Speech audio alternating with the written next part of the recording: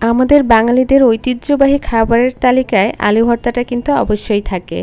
এটা এত সহজ একটা রেসিপি যে ছেলেরাও কিন্তু খুব সহজেই খুব মজার এই ভর্তাটা বানাতে পারে।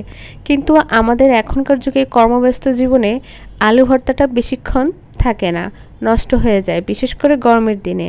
তো আজকে আমার রেসিপিটা হবে আমরা যেন একবার বানিয়ে মিনিমাম 2-3 বার বা 2-3 দিন খেতে পারি সেরকম একটা ভর্তার রেসিপি। তো চলুন দেখে নেওয়া যাক আমার আজকের রেসিপিটা। প্রথমে আমি আলুগুলোকে কেটে নিয়েছি, আপনারা দেখতেই পেরেছেন। যেভাবে খুশি কেটে নিতে পারেন, না কাটলেও কোনো সমস্যা নেই। তারপর ভালো করে ধুয়ে পানি দিয়ে চুলায় বসিয়ে দিলাম। আলু সিদ্ধ হতে খুব বেশি টাইম লাগে না, তারপরে আপনারা যারা সিদ্ধ করবেন তারা একটু চেক করে নামাবেন যে সিদ্ধ হয়েছে কিনা। আর আলু ভর্তার ক্ষেত্রে আমার কাছে মনে হয় যে একটু শুকিয়ে মানে চুলার মধ্যে রেখে শুকনো করে নামালে আলু ভর্তাটা খুব সুন্দর হয়। সেজন্য পানি থাকা অবস্থায় আসলে আলুটা নামিয়ে ছিলবেন না। যদি পানি বেশি থেকেই যায় পানিটা একটু ফেলে দিয়ে তারপর শুকনো করে তারপর নামিয়ে নেবেন। তারপর আমি একটা প্যান বসিয়ে দিয়ে দিয়েছি সরিষার তেল। অবশ্যই এখানে সরিষার তেল দিতে হবে। তারপর শুকনো মরিচ, পেঁয়াজ কুচি আর ধনিয়া পাতা কুচি দিয়ে দিলাম। খুব বেশি কিন্তু আমি এখানে ভেজে নিব না, আপনারা সহজভাবে বোঝার জন্য যখন দেখবেন যে মরিচটা হয়ে গেছে তখনই নামিয়ে নেবেন।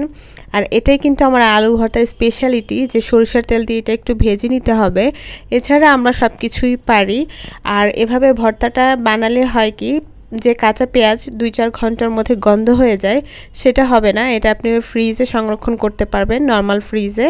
কম করে হলেও 2 দিন খাওয়া যাবে, কোনো রকম খারাপ স্মেল আসবে না। এখনকার যুগে আমরা যারা খুব ব্যস্ত থাকি, হাজারটা কাজ থাকে আমাদের, তাদের কিন্তু সপ্তাহে 1 দিন আলু ভর্তাটা হাতে করে বানিয়ে সুন্দর করে খাওয়াটা একটু কষ্টসাধ্য হয়ে যায়। সো 1 দিন বানালে অন্তত 2 দিন খাওয়ার মতন ব্যবস্থা আসলে আমাদের এখন থাকতে হয়। তো আলু ভর্তাটা যেটা হয় কাঁচা পেঁয়াজ দিয়ে বানালে 3-4 ঘন্টার মধ্যেই একটা গন্ধ চলে আসে, নর্মাল ফ্রিজে রাখলেও গন্ধটা চলে আসে। সো এভাবে একটু যদি আপনারা ভেজে নেন তাহলে কিন্তু 2 দিন অনায়াসে নর্মাল চেম্বারে রেখে খাওয়া যাবে, কোনো রকম বাজে স্মেল আসবে না। আমার ভেজে নেওয়া সবগুলো এখানে দিয়ে সামান্য একটু লবণ দিয়ে, অবশ্যই স্বাদ মতো দিতে হবে, তারপর আলুর সাথে খুব ভালো করে মিক্সড করে নিলাম। আপনারা চাইলে হাতেও এটা বানাতে পারবেন, আমিও হাতেই বানাই, এটা দিয়ে একটু সহজ হয় বিধায় আজকে এটা দিয়ে বানিয়েছি। এই তো হয়ে গেল আমার মজাদার আলু ভর্তা। তো ওই আলু ভর্তা যেটা আমরা কাঁচা পেঁয়াজ দিয়ে বানাই সেটাও যেমন টেস্ট, এটাও বানিয়ে দেখবেন, এটাও কিন্তু অনেক টেস্ট। যারা বলবেন যে কাঁচা পেঁয়াজের আসলে মজাটাই অন্যরকম, তাদেরকে আমি বলবো অবশ্যই প্রত্যেকের টেস্ট বার আলাদা। আর অবশ্যই ওইটাও একটা ভালো টেস্ট, এটাও ভালো টেস্ট। তবে আমরা জাস্ট এটা তাদের জন্য দেখাচ্ছি যারা হচ্ছে 2-1 দিনের জন্য একটু রেখে খেতে চান।